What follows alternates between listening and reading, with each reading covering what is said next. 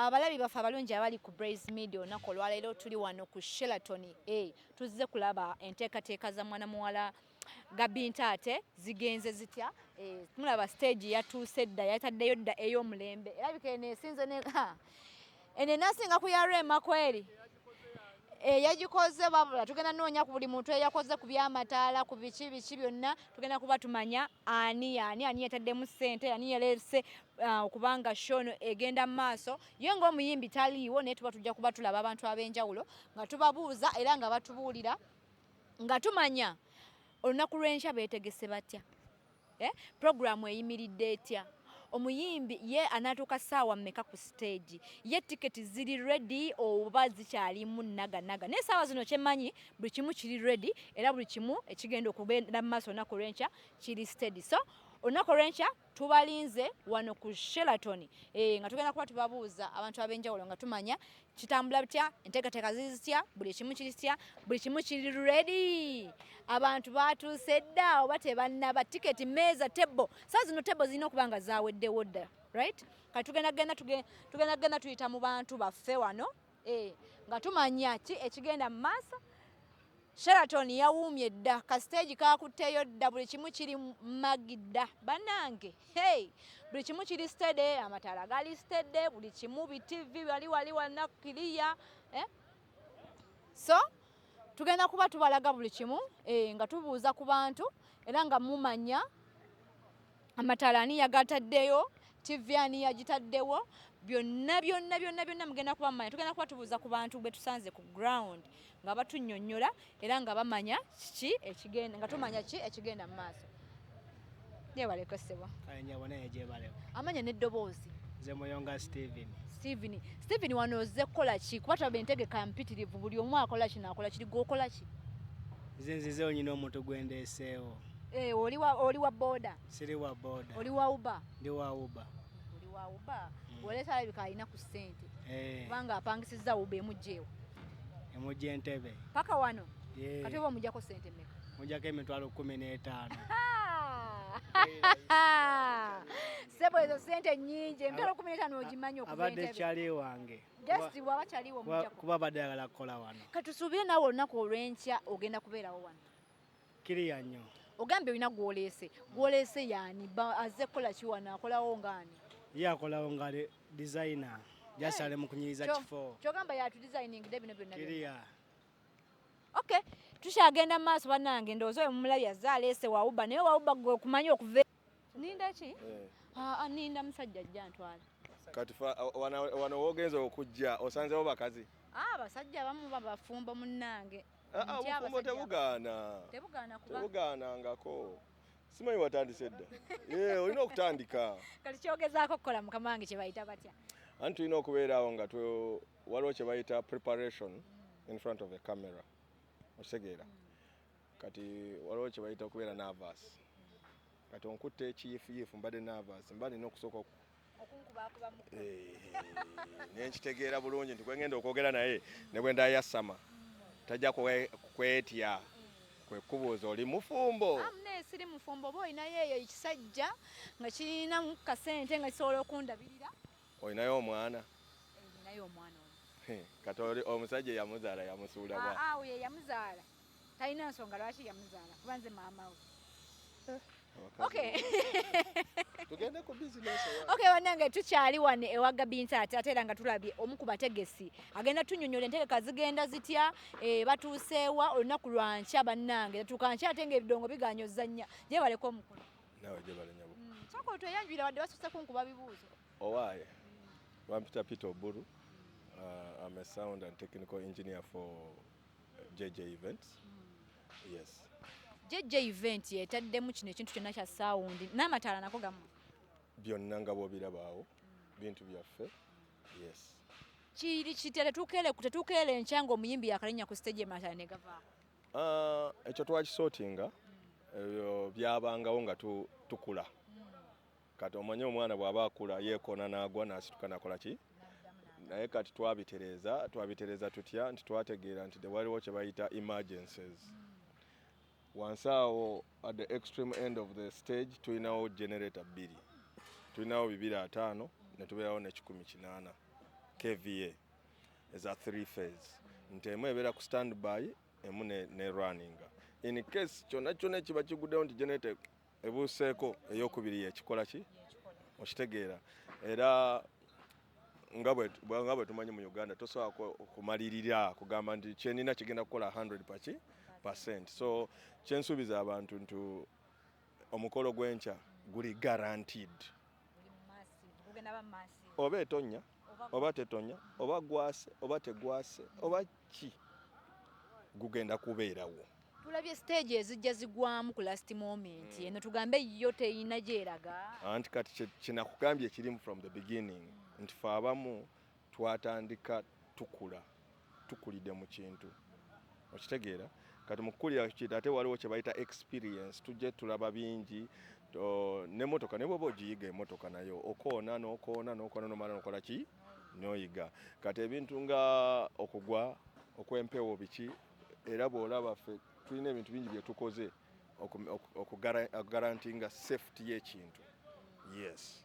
Okay, so kugamba omuntu ali eyo yandiyagadde okujja enkya ku show ng'eno security yo mugitegese mutya kuba abantu abamu bajja ne bababba. Okay, ku kya security earlier on twabadde ne security meeting ne tubeera n'omukulu agenda okukulira security ya wano eri guaranteed. Number one, wano era nga bwe mukimanyi tosobola kuyingira wano nga tolabika ssente z'osasudde. Kituufu. Bannange. Okitegeera olina okusookera ddala nga tonasasula olina okulabika ssente z'osasula. Okitegeera nti intelligence bagiyiye tulina intelligence buli koona nti ku bantu basatu abagenda okubeera mu show bantu babiri baki basirikale. Okitegeera so gwe woobuli wonna ojja kuba ne munno ng'onyumya kumbe munno wa intelligence nga nawe tokola ki kati ojja kuba oteesa naye nti tugende tubeera esimu ng'olaba bakuyoola buyoozi kyekigenda okubeera wano. Security is guaranteed 100%. Okay, omuntu yandituuse ssaawa mmeka wano nti geeti zigulawo ssaawa bwe ziti era omuyimbi alinnya ssaawa bwe ziti ku stage? Baluddewo geeti twazigudde dda ate twandibadde wano omukolo gwatandise dda ffe twakyawedde kasobola aba nga byaka kyewedde. Omuyimbi aba agenda n'essaawa omuyimbi ekyo sitera kwagala nnyo okukyogerako lwa nsonga kita show. Waliwo omuntu n'abeereyo n'agamba nja kulinda omuyimbi kati njuno zenda kibagamba ffe tetulina upcoming artist ffe tulina muyimbi yagenda oyimba gwe kati bw'onaalinda nti leka ba upcoming artist ojja kujja ffe tufuluma nga show ekoze eki. Okay, omuntu ali eyo nga gwe tonneetegeka bambi jangu olunaku lw'enkya geeti kuva ku makya zigenda kuba ziguddwawo soka okoola abantu bo balina okujja kati bakola ki ewaka show eri emu okitegeera show eri emu ya muyimbi show eri emu yakulaga kiki kye tukola show eri emu yakumanyagana kati omukubeera waka kukola ki kwagala mpozi nga mwagala kuyomba buyombe waliwo ebintu by'obeera waka oyagala oyombe n'omukazi oba omukazi oyombe ne bbaawe toyomba musitula omugambe show eri eki Sheraton omukazi ali okwo Gabi ebisigaddemu abamanyi nze ngenze. Okay, tweyanzizza mwenna abatulabye olunaku olwaleero tuba tukyagenda mu maaso naye nga tukyanoonya abantu ab'enjawulo oyo abadde nno omu ku bategesi kuba abadde ali ku sawundi ali ku light yonna gye mulaba ku stage buli kimu era sawundi yenna wagereza n'akwatamu bw'ati oyo omusajja gwe mulumba light wezikola bweziti ne zivaako oyo yekka gwe mulumba omubuuze lwaki show ya munne wagifudde bw'otyo. Okay, tukyali ku Sheraton nga bwe twabagambye tugenda kuba abantu ab'enjawulo nga buli omu ababuulira yazze kukola ki tuli mu kutegeka stage twagibalaze dde olwedde eri fine ebitaala byonna ku ebiri sawundi ali kiriya kati kambaweeko noono omwami naye atunnyonnyole gye baleko mukama wange amanya n'eddoboozi. Ampita Joshua Busuulwa. Joshua Busuulwa oli wano ewa Gabi olunaku lwaleero ozze okola mulimu ki? Omulimu gw'enkola omulungi ffe tuvunaanyizibwa ku barricades. Omuntu ali ayinza okugamba barricades byebiki? Barricades by'ebyuma ebyawula VIP ordinary ebyawula emiryango. Ebyuma twagadde nnyo. So I'm in charge of that. Nabo buyina company Bagiyita Jam Events. baye manyi nti bo just buba bwa muntu ne bamugulako buguzi. Tebabugula babupangisa. Kati mwa abakikozeeko ekyo. Ffe tukikozeeko. Kati bwe bukeera ku makyanga mu butaddeyo ordinary jukira ba ordinary balina effujjo ne babusula ne bayingira mu VIP. Ante ekisooka byuma kati twabyokyanga bigumu ne babisindika bigoma naye kiba kizibu bisuula kuba tubinyweza.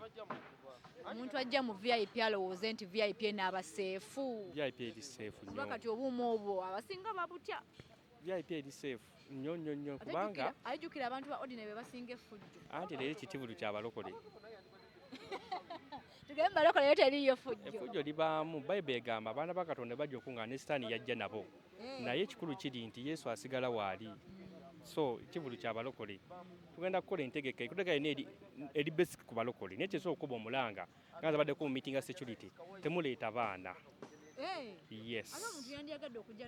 Omwana ajja n'omwana tusazeewo omwana emyaka 12 kudda waggulu asobola ne wabula asoloma taata wange atudde wali. Ne bano baana myaka 3 myaka 4 byali ku Freedom City babiraba.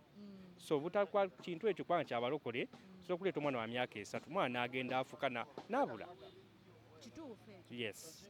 Kati bannange omuntu eyandiyagadde opangisa ebyuma kati tulinayo ne show kale nga tuvudde kweno tulinayo ne show ya mwana mulenzi Fefe Busi nayo mugenda kuwaayo ebyuma Uganda oba muwa balokole no Uganda twajja kukola sente twakava mu Lweigi tuli wano bwe biva wano leero enkyekiro bigenda ku Nalubaale hip hop ku Nalubaale.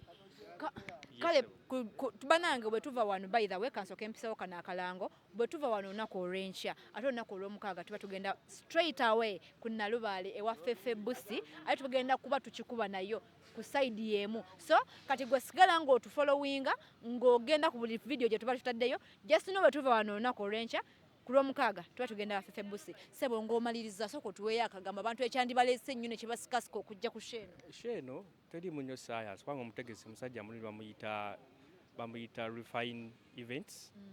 Ate ekirala mupya mu kintu kale ate ekirungi alina abantu abamwetoolodde abaludde mu ndongo. Naye ekintu ekigambo ekisembayo nti nno Yesu yasinga. Eno concert tugenda kuzinira Katonda nga tumwebaza otuyisa myaka gye tuyina abamu. So mpita abantu mwenna abalaba programu eno ne mwana muwala ono omulungi bw'ati wako VIP ya mitwalo 3 tebo ya milioni 3. Eno shabako teri mwenge. No alcohol condition tomorrow. Soft drinks trying to sponsor our pips. So dagenda beera soft drinks. But tujagabako webwerere kubanga sponsor sigala sponsor. The numbers wegali. Navana wali, Akosipu wali. So eno show njogera on behalf of the organizers. Abaana abato mubalekeeyo omwenge teguliiwo ku eno show. Ebyo ebigambo byange mbagala nnyo cheza lwa Yesu kabintaate mujja tumuwagire omwana gye yava mumanyiyo ye muwagire omwana build Uganda by Uganda. This is ours. Thank you very much. Okay, tukyali ku Sheraton olunaku olwaleero naye ng'era temwerabira bwe tuva wano olunaku lw'enkya tugenda wa Fefe Busi Nalubaale. So tugenda kuba tutambula tugendeko anti batugambye security eritajika tugenda kulaba ku mukyalo ono atudde wano wa security atubuulire security yaabwe eyimiridde etya security by the security etandika naawe neryokedda mu bana abakuumi abaddala. So tugenda kumanya ono omukyala atubuulire security eri etya yo ey'ekifo kyemmanya yuko eri tight naye just nti wano tojjaawo ng'olina nnusu 10 mu nsawo olina okujjawo nga toyambadde nigina olaba tujja twambadde bya ddala ojja osabudde naye gwe bw'ojja ng'oli mu nigina bagenda kukomya ku gate nze nkubuulira. Anyway kasooka tunyumyeko n'omukyala ono gyewaleko mami. Kale mami naawe gyebaleko nnyabo. Amanya n'eddoboozi. Amanya nze ayina omugisha Makirini. Nkora ne KK Security Company. Ye nnyabo. KK Security Company lole tubeeredde mu security ya wano. Era tufa abakuuma wano fa abakuuma kino ekifo kyonna. kati security ya muyimiridde etya ku bantu abagenda obeera wano olunaku olw'enkya? Tugenda kuleeta manpower ebadde weeri naye tugenda kweyongera, abaana bagenda kweyongera wano. Security egenda kubeera y'amaanyi mu kifo kino. Kati ali eyo tusuubire yetagenda kujja nga gamba akasimu kange bagenda kanzibirako ku Sheraton. Tewali n'omu agenda kubba ekintu wano. KK Security is a very good company. Tugenda kuleeta manpower. KK Security omuntu yandiyagadde okumanya esangibwawa? Esangibwa Bugorobi, headquarters ziri Bugorobi, naye nga training school eri Bweyogerere. Okay, kowola abantu bajje ku show ya Gabby era obasuubize security eri tight. Era mwenna abali eyo mbakoowola nti wano ku Sheraton security tugenda kubeera so tight n'okusingira ddala KK Security yegadinga Sheraton ate tugenda kweyongera enkya tugenda beera ne manpower ey'amaanyi. Okay, tweyanziza mukama. Babagambye security eri tight wano enkya. Era gwe bonadde mbuze sigenda ku Sheraton bagenda kunzibako akasimu sinyabo oba ssebo. Simu yo jangu nayo ojja kwekuba selfie bulungi, ojja kuba chattinga, ojja genda ku TikTok bulungi nga buli kimu okikolesanga bw'oyagala. So tugenda kuba tukomawo n'olunaku olwaliro, mutulinde olunaku olw'enkya ku show aye tugenda kuba tukibawa mu bujjuvu okuva ssaawa emu ey'okumakya paka gye kinaggwera. Sigadde nze Teshateewo official ng'oli ku Blaze Media, subscribinga, likinga, sharinga, tube nga tweyongerayo mu maaso. I sign out, bye.